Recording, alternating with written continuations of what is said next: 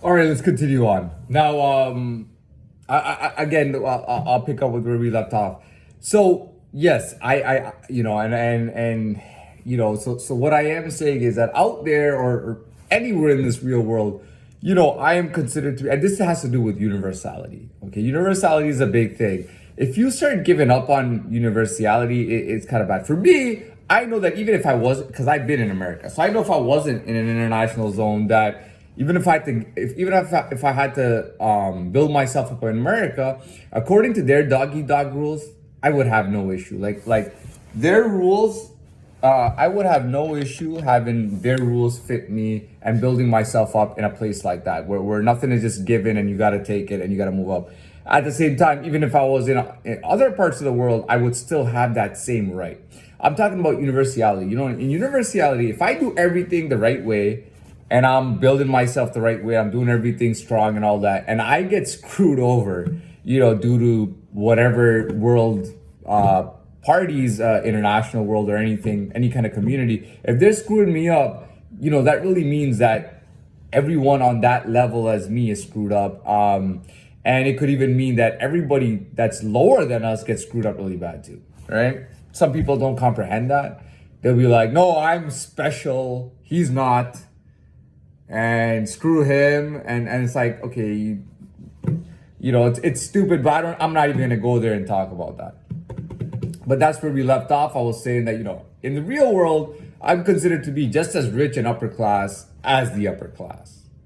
I'm not trying to say that I love the upper class and we're best friends we'll always be the best friends and the upper class. I'm not trying to say any of that.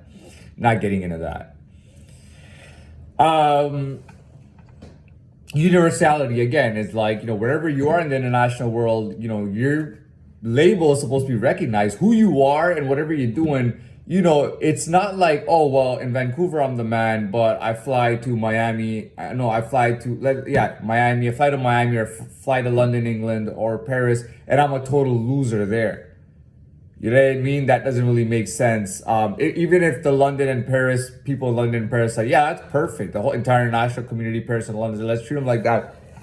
At the end of the day, it would affect all those people in those classes. What else can I talk about? So let's do a quick run through. So we've covered universality. We've covered class systems. We've covered the survival of the fittest kind of food chain system. We've covered different places in the world. Places where, they call the shots, they're rich and powerful, but they don't really have a say internationally. And then international places that have a say internationally, though they may be a bit softer or whatever the case is. So we covered all that. We covered my personal life too, where I told you that I was pretty much the same as all these people who have all that stuff. The real world, I'm at their level, or even higher than some people. And again, and one thing I do want to clarify is having access to money cannot make you rich or poor. Because there are poor people out there who are at the bottom. There's poor people who are at the bottom. They've got access to tens of millions of dollars in liquid assets. Like, they have all that access to that money. I know it's not as common. It may be uncommon, but there are people like that. They have all that access to all that money, but they're not rich.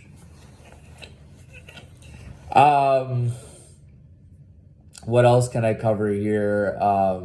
How about, again, from my personal perspective is, universality is a big thing. Again, whether it's London, England, or Saudi Arabia, or America, regardless, if either of those goes, you know what, screw this guy, we're not going to recognize him. We refuse to recognize him. This guy is not rich by any means. He's not upper class. He's not at our level. He's pretty much at the bottom. And you know what? Like, regardless of if my contact's lower than him or at the same level as him, I'm putting my contact through, and I'm leaving him